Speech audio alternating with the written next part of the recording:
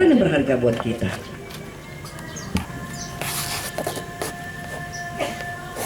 Sekarang mari kita pertanyakan itu dalam batin kita. Dalam situasi Indonesia yang seperti sekarang, budaya korupsi itu udah amat sangat parah. Jadi kalau Pak Jokowi dan Pak JK itu mencanangkan revolusi mental, bahkan bukan hanya revolusi mental, revolusi budaya seharusnya. Karena ada pendidikan di dalam situ juga. Pembentukan mental itu kan juga berawal dari pendidikan kita. Apakah itu di rumah, apakah itu yang formal, apakah yang informal.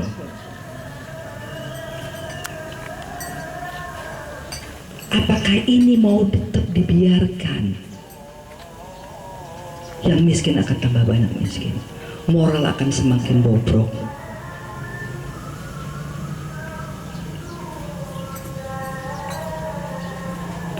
Apa yang kita lakukan sekarang itu akan menentukan nasib masa depan anak-anak kita. Kemajuan dan keberhasilan anak-anak kita itu juga akan menentukan bagaimana nasib kita. Kalau kita bisa memberikan pendidikan yang baik buat anak-anak kita, bisa memberikan keberhasilan dalam berbagai segi, maka hari tua kita juga insya Allah akan hidup tentram dan tenang. Jadi itu yang tadi saya katakan, saya sampai merinding, insya Allah. Ini bukan hanya sekedar masalah pilpres. Ini jihad kita. Jihad jangan diartikan perang fisik, karena Nabi sudah mencanangkan setelah perang Badar. Ditanya oleh sahabat, ya Allah Rasulullah, apakah masih ada perang lagi yang lebih besar daripada perang ini? Ada. Kaget sahabat, itu aja udah setengah mati.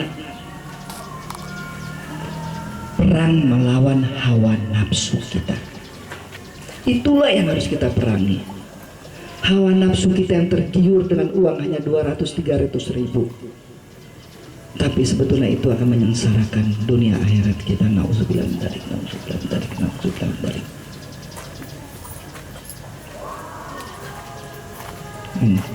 Ini yang buat saya adalah, Bapak tolong kasih tahu kalau saya harus berhenti karena mungkin harus siap-siap untuk buka puasa. Karena saya kalau ngomong nggak bisa di stop. Ibu-ibu ya. Jadi ini ya, kembali lagi, jangan menukar nikmatnya dunia yang hanya ibaratnya itu nikmat keseluruhan dunia ini, Pak ya, digambarkan hadisnya Pak kalau nggak salah Pak ya, ibaratnya kita menyelupkan jari di lautan, air yang terbawa di jari kita itulah nikmat dunia. Apalagi uang 300 ribu Bu.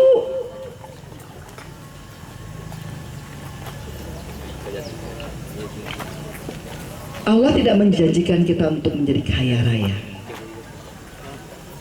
Nggak ada janji Allah, kamu akan saya bikin kaya gitu kan. Nggak ada Pak ya hadisnya Pak ya. Tapi Allah menjanjikan kita akan hidup bahagia. Kebahagiaan itu apakah bisa diukur dengan uang yang jutaan? Saya punya teman yang punya segalanya dari ukuran dunia, tapi tiap hari saya melihat air matanya menetes. Nggak bahagia juga dia. Tapi yakinlah, kalau kita selalu menjaga niat baik kita nomor satu, lalu perilaku kita berusaha, walaupun juga tetap dikodar dosa kita salah, tapi kalau kita berusaha, Allah pasti akan mencukupi. Entah dari mana itu pengalaman saya pribadi. Mobil saya itu satu hari kalau dinaikin tuh udah terasa nih, di pantat aja udah terasa nih Bu. Black, saya bilang kenapa nih, coba saya bilang sama supir periksa. Masya Allah, ternyata bannya tuh saking udah tipisnya sampai melendung, jadi udah bledek. Mau ganti belum ada duit. Ya. Alhamdulillah, nggak sampai setahun saya ulang tahun ada yang kasih mobil. Bukan om-om loh Bu, bukan pacar loh Bu yang ngasih, tapi bukan suami saya yang saya cintai juga, sahabat saya perempuan. Saya sampai, kalau ditanya alasannya apa, nggak nyampe di akal saya. Kalau bukan Allah yang menggerakkan hatinya, nggak mungkin. Itulah yang saya semakin yakin. Jadi jangan pernah kita takut. Kalau kita selalu menjaga niat baik kita, pikiran baik kita, selalu berpikir positif, Tuhan tidak senang dengan yang apa kita suudon, selalu husnudon. Positif itu banyak sekali manfaatnya. Yang susah juga jadi gak susah nanti kalau kita selalu berpikir positif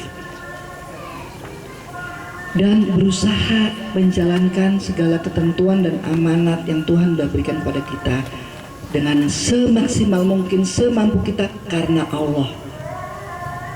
Ini pengalaman saya Bu, jujur ya Bu ya, dalam rumah tangga kadang-kadang tersebelum suami kita Bu. Begitu juga kali bapak-bapak sebelum istrinya. Ya kan, kalau udah ini ya, belum waktunya gajian tengah bulan tapi ada aja permintaannya, ya kan ya, wajar.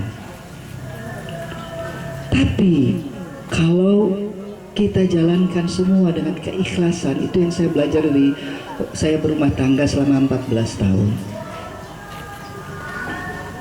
maka tidak ada persoalan yang berat. Ikhlas semuanya, yang ada adalah kita saling senyum begitu, saling pandang senyum, apa itu aja udah ibadah, pahalanya banyak banget Bu. Suami kita senyum sama kita terus.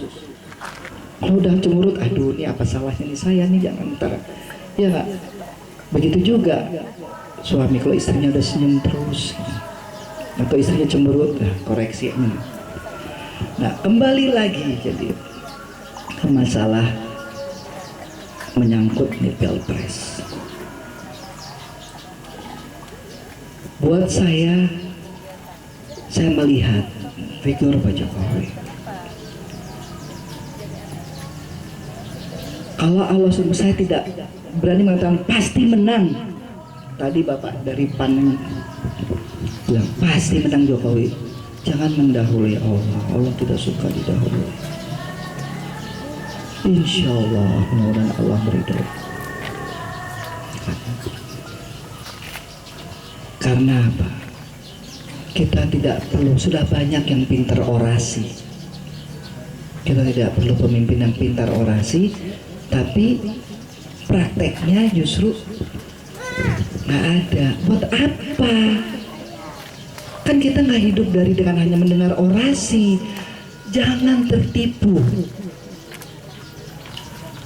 Mata kita, telinga kita, kembali lagi mata hati kita.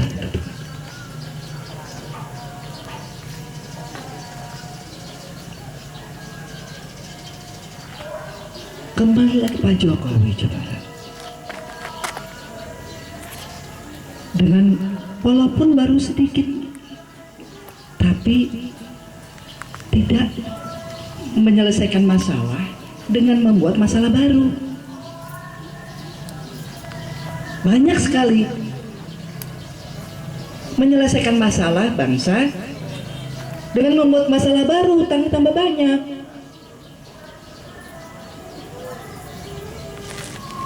Bagaimana? Sekarang ini hutang bangsa ini, hutang negeri ini banyak sekali. Nah kalau bagaimana kalau yang